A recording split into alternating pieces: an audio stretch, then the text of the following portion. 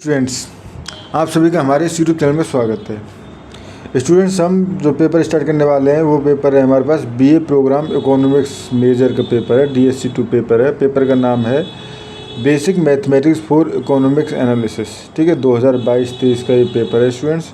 इसको सॉल्व करेंगे। इसके बाद 2023-24 का भी, 2024-25 का सभी का हम पेपर सॉल्व करेंगे। सबसे पहले क्वेश्चन नंबर 1A इसमें हम पढ़ेंगे। State whether the following statement are true और फेल्स। ठीक है, ये हमारे पास स्टेटमेंट है, आप इनको स्टडी कर सकते हो, पढ़ सकते हो आराम से। ठीक है, बेसिकली स्टेट ही पूछा है कि whether the following statement are true और फेल्स। ठीक है, तो हम इसको प्रॉपर वेरीफाई भी कर लेते हैं। ठीक है, तो यहाँ पे अब इसको हम सॉल्व करना चालू करते हैं। ठीक है स्टूडेंट्स,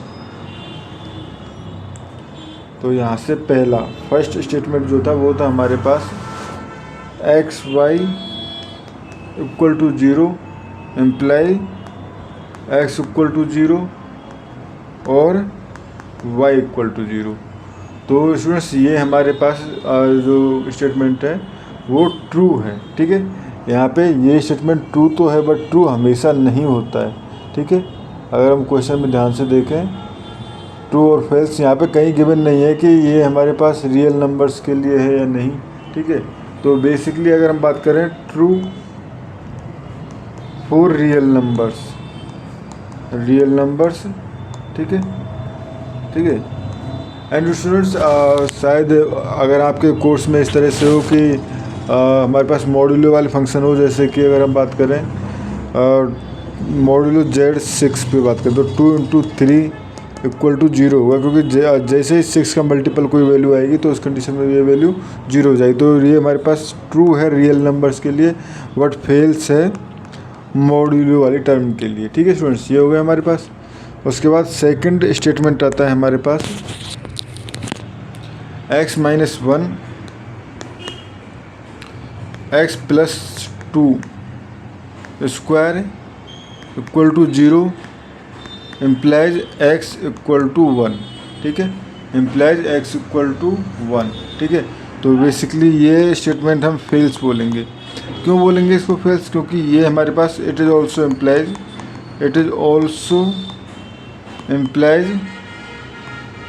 x इक्वल टू -2। ठीक है, x इक्वल टू -2, तो बेसिकली ये इम्प्लाई कर रहा है x इक्वल टू 1 और -2 और बोथ। ठीक है, ये तीन कंडीशंस को ये फॉलो कर रहा है, इसलिए हम कह सकते हैं कि x इक्वल टू 1 -2 और बोथ, यानी स्टेटमेंट जो है वो फेल्स है। ठीक है, सेकंड है हमारे पास थर्ड है, वो है all rationals are function. All relations. ठीक है, ऑल रिलेशंस आर फंक्शंस। ठीक है, ये हमारे पास पूछा गया है, बट ये ट्रू नहीं है, तो ये हो गया फेल्स। क्यों स्टूडेंट्स, क्यों फेल्स है? तो बेसिकली अगर हम डेफिनेशन देखें, R relation A to B, ठीक है, is a subset of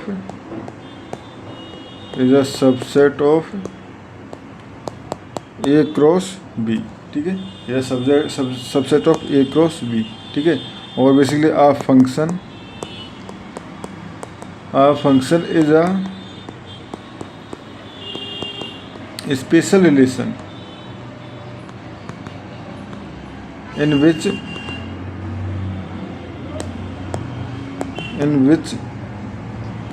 each element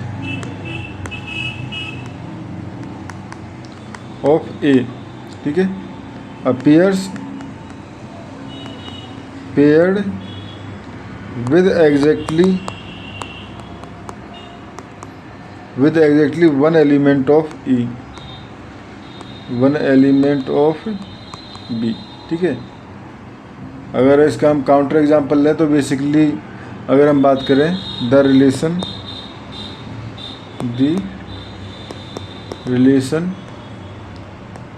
1 2 and 1 3, ठीक है। रिलेशन ऑन 1x2 3, ठीक है, is a relation,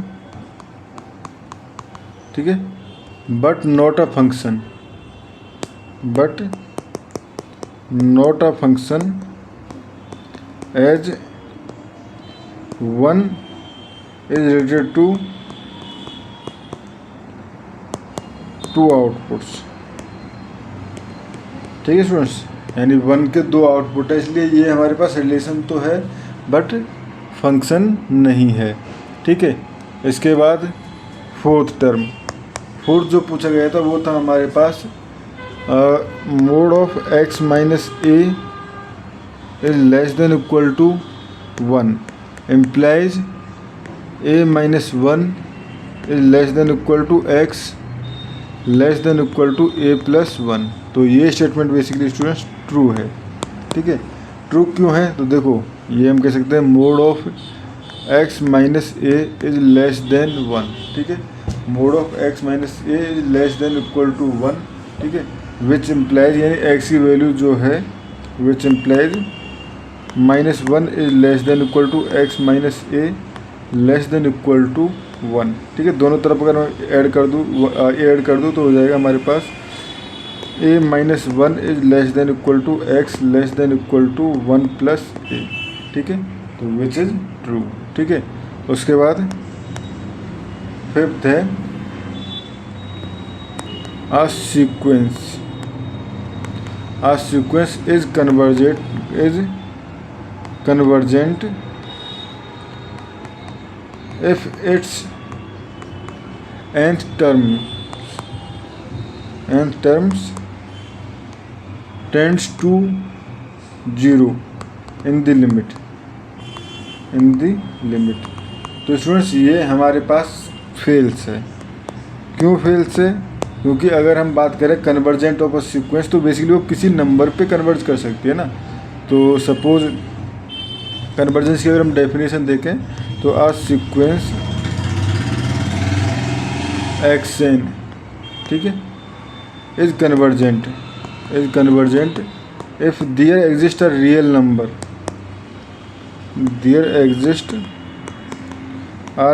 number, L with limit n tends to infinity xn equal to L, यानी 0 पे होना ज़रूरी नहीं है, ठीक है स्टूडेंट, 0 पे होना ज़रूरी नहीं है। अगर 0 पे है तो उस कंडीशन में तो कन्वर्जेंट है, ठीक है, बट ये ज़रूरी नहीं है कि 0 पे ही अगर कन्वर्ज कर रहा है तो वो कन्वर्जेंट होगा, ठीक है स्टूडेंट्स। तो इस क्वेश्चन में हमें इतना ही शो करना था। Thank you students.